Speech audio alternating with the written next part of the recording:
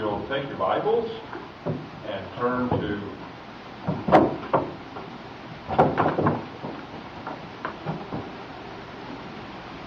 Galations chapter 6.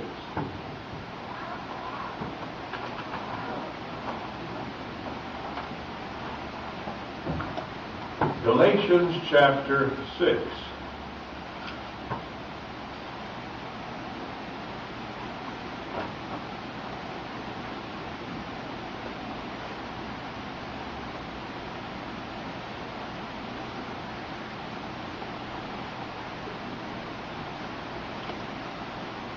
Verse 2 says, "Bear ye one another's burdens, and so fulfill the law of Christ." Then we come down to verse number 5, and he said, "For every man shall bear his own burden." Now there are a lot of burdens that we can bear or help to bear for one another. But there are some burdens that we have to bear ourselves. And there are certain burdens which each man will be quite certain to have and to bear for himself alone. Now those things that no one else can bear for you. First of all, and as we look at this, the first of these are those which are common to all men. Common to all, whether they're saints or sinners. We must bear the burden of original sin.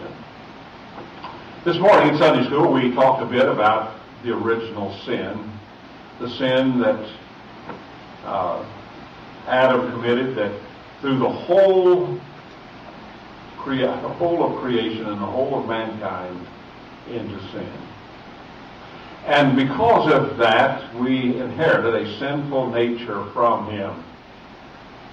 And we have to deal with what we are, who we are. Every one of us have different personalities. We all have different propensities for different forms of sin. There are some who are given to alcohol.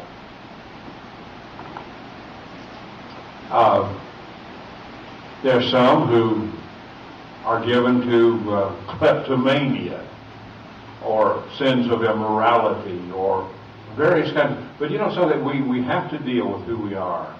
No one else can do that for us. And it doesn't matter, if you are prone to flying off the handle,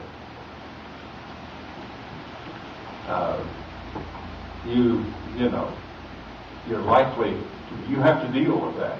That's a burden that you have to bear, is that you are not slow to anger, but rather you are quick to anger. And it reminds me of the little story about the fly that's sitting on the handle of a lawnmower. The little boy comes by and he's eating a bologna sandwich, and he drops his sandwich on the ground and he just leaves it there. It's dirty. And the fly looks down and he sees that, and he flies down and he eats and flies back up on the handle, and he looks back down at it. He decides to fly back down and have some more. And he does, and then he flies back up on, but he's so full that when he got to the handle, he fell off and killed himself. Now the moral of the story is, when you're full of baloney, don't fly off the handle.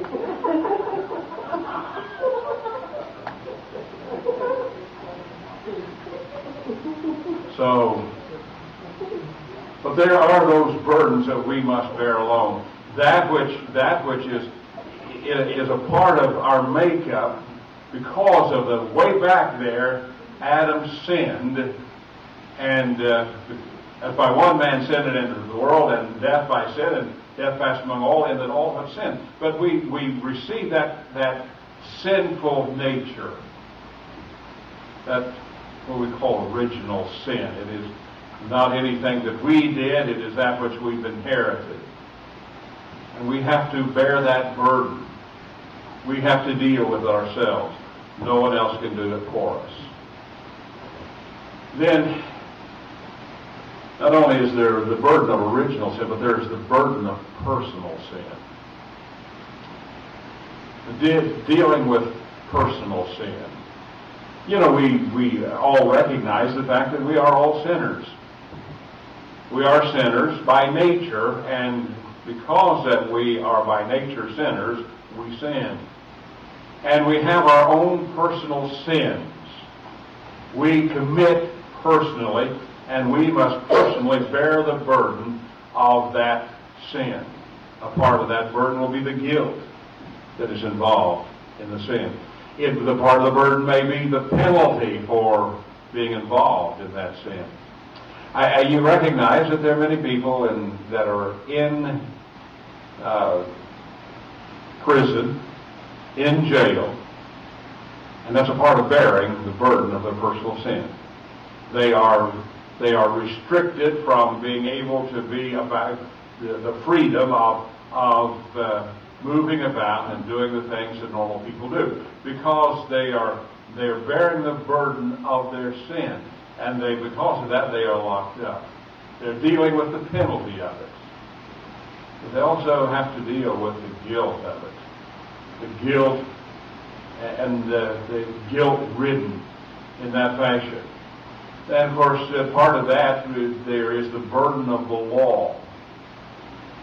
You know, having to keep the law, living within the realm of the rules of society and the rule of the Word of God. And so we who are saved are no longer, we're not under the law any longer, we're under grace. But the time was when we were bearing the burden of original sin, personal sin, and the burden of the law. What's right? What's wrong? And so we have to bear those things for ourselves. There's no one else can do it for us.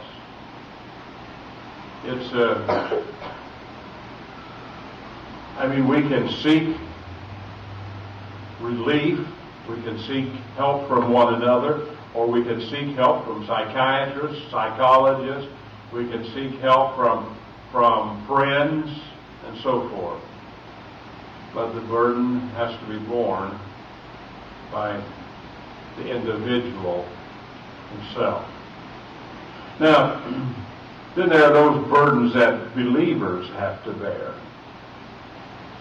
The lost world, they have their burdens to bear, but the burdens that we as believers have to bear, we have the responsibility of. We have to bear the necessity of daily confession of sin. Is there ever a day in your life that you don't sin? Unfortunately not. Is there a day in your life where you would like to go through a day without any sin? Absolutely. That would be our desire. That is our motive. That's our desire for every day. But you know something? We still have that old Adamic nature that we have to battle. We have to deal with. We have to do it ourselves. No one else can do it for us. We have to do it. And we have the burden then of confessing our sins. It might be a sin of omission. Lord, I know I should have done this. I know I should have spoken to that person. I know I should have given to this, or I should have done that, but I didn't. You know, James says, to him that knoweth to do good and doeth it not, to him that is sin. That is sins of omission. And we are probably more guilty of those than we are the sins of commission. We're more aware of the things, and we try harder in the matter of controlling or not involving ourselves in those outward sins, those sins of commission, those things that we know that we're not supposed to do. We watch that more closely than we do the things that